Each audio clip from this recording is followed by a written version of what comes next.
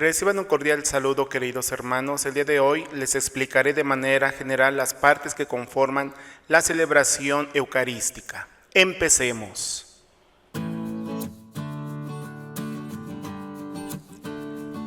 Cada uno de nosotros preguntémonos: cuando voy a misa, ¿asisto para oír misa o participar en la misa? Es muy distinto oír que participar. Hay un dicho: nadie ama lo que no conoce. Por ello me doy a la tarea de explicarles las dos grandes partes en que se divide la misa: la mesa de la palabra de Dios y la mesa de la Eucaristía. Cuando vamos a misa, participamos en la actualización de la última cena de nuestro Señor Jesucristo, que instituyó la noche en que fue entregado, sacrificio eucarístico de su cuerpo y de su sangre para perpetuar por los siglos hasta su vuelta el memorial de su muerte y resurrección, sacramento de piedad, signo de unidad, vínculo de amor, banquete pascual en el que se recibe a Cristo. El alma se llena de gracia y se nos da prenda de la vida futura.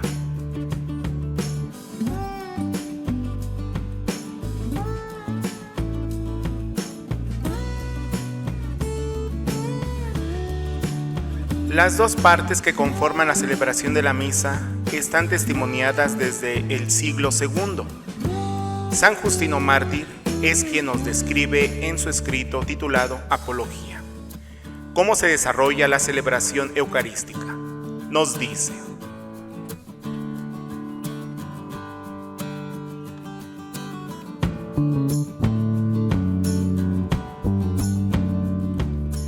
el día que se llama Día del Sol, tiene lugar la reunión en un mismo sitio de todos los que habitan en la ciudad o en el campo. Se leen las memorias de los apóstoles y los escritos de los profetas, tanto tiempo como es posible. Cuando el lector ha terminado, el que preside toma la palabra para incitar y exhortar a la imitación de tan bellas cosas. Luego, nos levantamos todos juntos y oramos por nosotros y por todos los demás, donde quiera que estén, a fin de que seamos hallados justos en nuestra vida y nuestras acciones y seamos fieles a los mandamientos para alcanzar así la salvación eterna. Cuando termina esta oración, nos besamos unos a otros.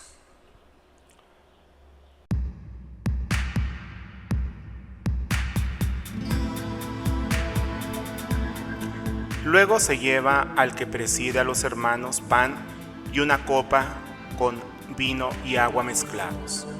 El presidente los toma y eleva alabanza y gloria al Padre del universo por el nombre del Hijo y del Espíritu Santo, y da gracias largamente porque hayamos sido juzgados dignos de estos dones.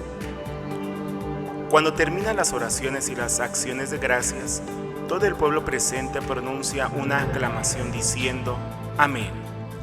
Cuando el que preside ha hecho la acción de gracias y el pueblo le ha respondido, los que entre nosotros se llaman diáconos distribuyen a todos los que están presentes pan y vino y agua eucaristizados y los llevan a los ausentes.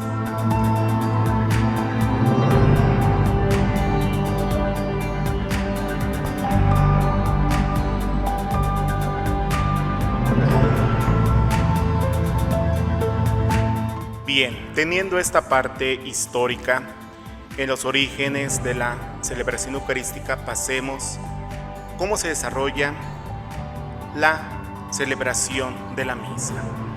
Tenemos dos grandes liturgias: la liturgia de la palabra y la liturgia eucarística, las cuales constituyen juntas un solo acto de culto. La mesa preparada para nosotros en la Eucaristía es a la vez la mesa de la palabra de Dios y la del cuerpo del Señor.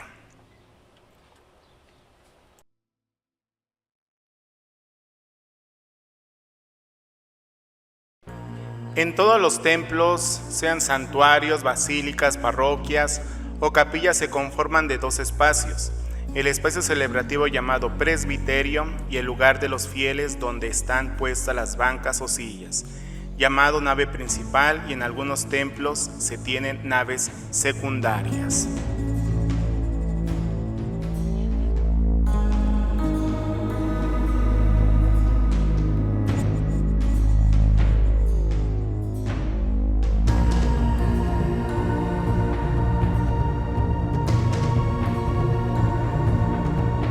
Debemos de tener siempre presente que el espacio celebrativo, el lugar litúrgico, en el cual se encuentran los elementos como es el altar, ambón, sede, sagrario, crucifijo, imagen del santo patrono y credencia, se llama presbiterio y no como comúnmente lo llaman el altar, puesto que como ya vimos el altar es una parte del presbiterio. La celebración de la misa se conforma de dos grandes liturgias, a saber, la liturgia de la palabra y la liturgia de la Eucaristía, las cuales tienen a su vez unos ritos. La liturgia de la palabra tiene los ritos iniciales que nos preparan para la escucha de la palabra de Dios. Y la liturgia eucarística, además del momento de la consagración, viene lo que es los ritos conclusivos, los cuales nos hacen el envío a vivir en nuestra vida cotidiana lo que se ha celebrado en la misa.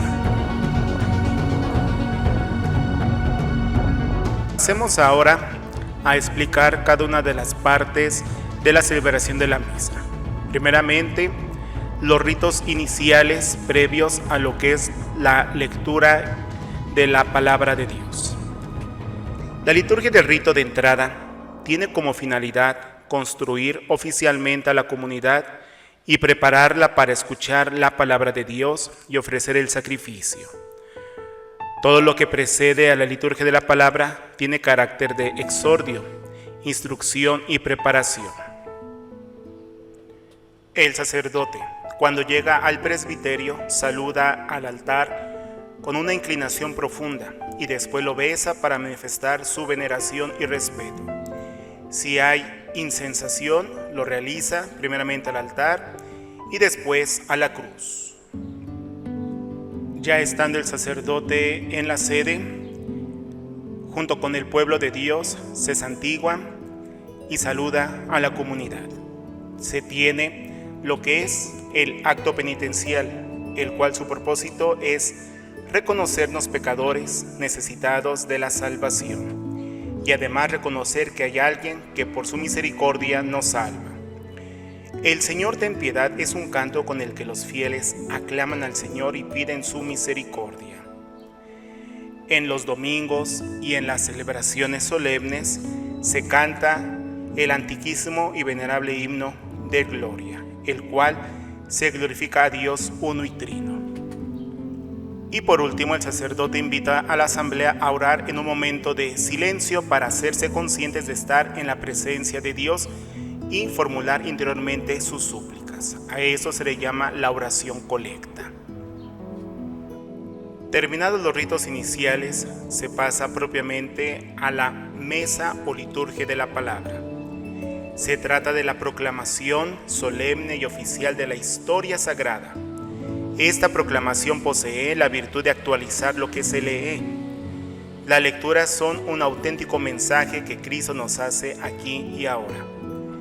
Tiene como misión presentarnos a través del año litúrgico el misterio de Cristo, poniendo de relieve los principales momentos de su misterio.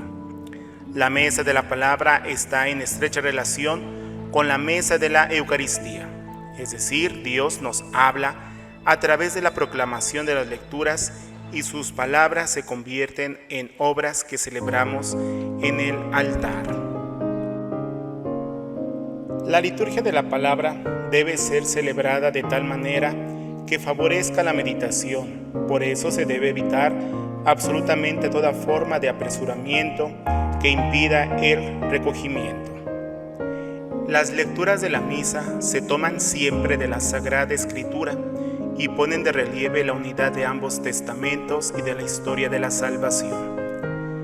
En el tiempo ordinario, la primera lectura es siempre del Antiguo Testamento y es escogida en relación con el Evangelio. La segunda lectura es apostólica y lleva un curso semicontinuo propio, y la tercera lectura, el Evangelio, igualmente semicontinuo, dependiendo del año. Por ejemplo, año A, San Mateo, año B, San Marcos, año C, San Lucas.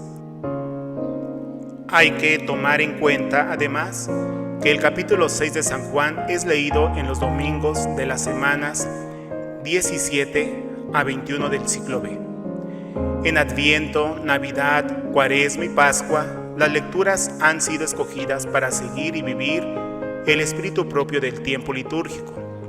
La lectura evangélica está tomada del evangelista Guía del Año. Al final de la Cuaresma se lee el Evangelio de San Juan y durante el tiempo pascual también. Además, en este último se lee el libro de los Hechos de los Apóstoles. Después de la primera lectura sigue un salmo responsorial. Tiene gran importancia litúrgica y pastoral, en cuanto que fomenta la meditación de la palabra de Dios. Este salmo hace siempre relación con la primera lectura. Antes del Evangelio se canta el Aleluya, honor y gloria. Esta aclamación constituye por sí misma un rito o acto en el cual la asamblea de los fieles recibe al Señor que está por hablar en el Evangelio, lo saluda y confiesa su fe con el canto. Si hay incensación, el sacerdote inciensa el evangeliario como signo de honor y respeto. Además, al finalizar la lectura del Evangelio, el sacerdote lo besa como un símbolo de afecto y veneración. Por último, se tiene la homilía, explicación de los grandes momentos de la palabra de Dios. Terminado, se recita el credo en los domingos y solemnidades y por último se tiene la oración universal o peticiones que comúnmente se llaman así. La mesa de la palabra lleva a la celebración del sacrificio del Señor en la mesa de la Eucaristía. Ahora se hace presente total y es sustancialmente bajo las apariencias del pan y del vino. Está presente como sacrificio y alimento de los miembros de la Iglesia. Cristo tomó en sus manos el pan y el cáliz, dio gracias, lo partió, lo dio a sus discípulos diciendo: tomen y coman todos de él, porque este es mi cuerpo, que será entregado por ustedes. Hagan esto en conmemoración mía. De allí que la Iglesia haya ordenado toda la celebración eucarística según estas mismas partes, con las palabras y acciones de Cristo. Con la presentación de ofrendas da comienzo la segunda parte de la misa. El sentido de este rito es preparar los dones eucarísticos, con la mirada puesta en el sacrificio al que están destinados. Disponer el espíritu para ofrecer el sacrificio con un corazón identificado con los sentimientos de Cristo Jesús.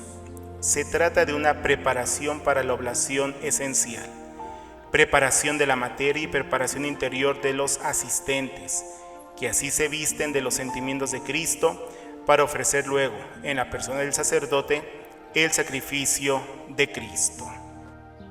Después de la presentación de los dones tiene lugar la purificación de las manos.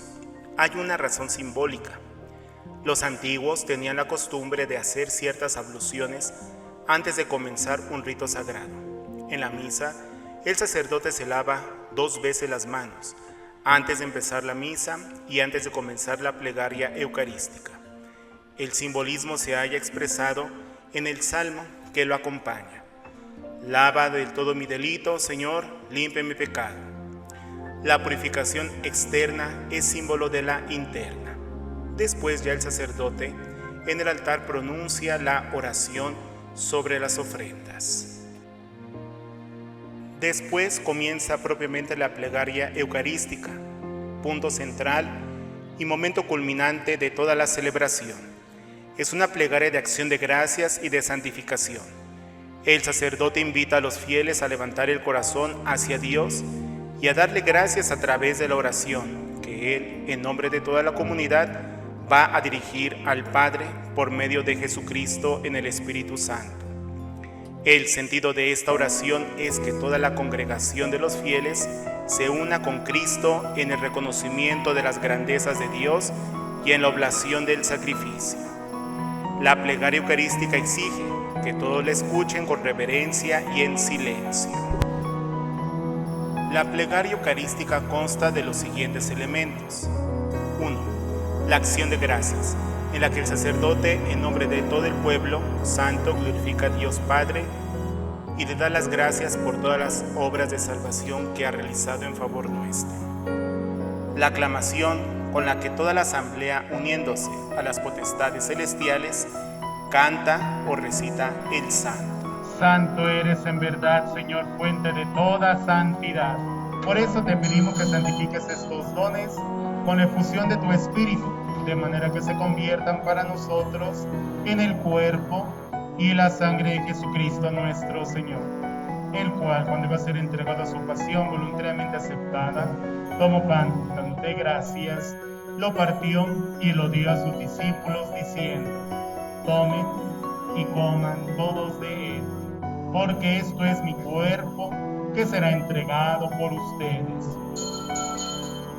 Viene después la epíclesis, con la que la Iglesia, por medio de determinadas invocaciones, implora el poder del Espíritu Santo para que los dones que han ofrecido los hombres sean consagrados, es decir, se conviertan en el cuerpo y la sangre de Cristo. Después viene la narración de la institución y consagración. Mediante las palabras y acciones de Cristo se lleva a cabo el sacrificio que Él mismo instituyó en la última cena, cuando ofreció su cuerpo y su sangre bajo las especies de pan y vino. Lo dio a los apóstoles en forma de alimento y bebida, y les dejó el mandato de perpetuar este misterio mismo. Después viene la anamnesis, es decir, al cumplir el encargo que a través de los apóstoles la Iglesia recibió de Cristo Señor, realiza el memorial del mismo Cristo, recordando principalmente su bienaventurada pasión, su gloriosa resurrección y ascensión al cielo. Después, la oblación, por la que en este memorial la Iglesia ofrece al Padre en el Espíritu Santo la hostia inmaculada, y no solo la hostia, sino que los fieles se ofrecen también a sí mismos. Después, las intercesiones.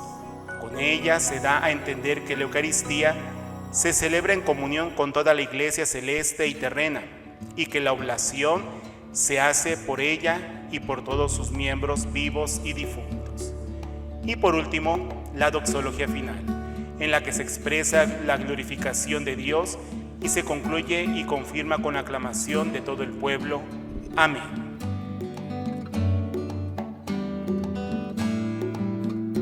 Después viene lo que es propiamente el rito de comunión, el cual el sacerdote invita primeramente a los fieles a orar al Padre por medio de la oración que Cristo nuestro Señor nos enseñó, la oración del Padre Nuestro. Después viene una oración, embolismo, el cual el sacerdote invita a todos los fieles a vivir en esa paz, en esa armonía y a dar esa paz hacia el prójimo.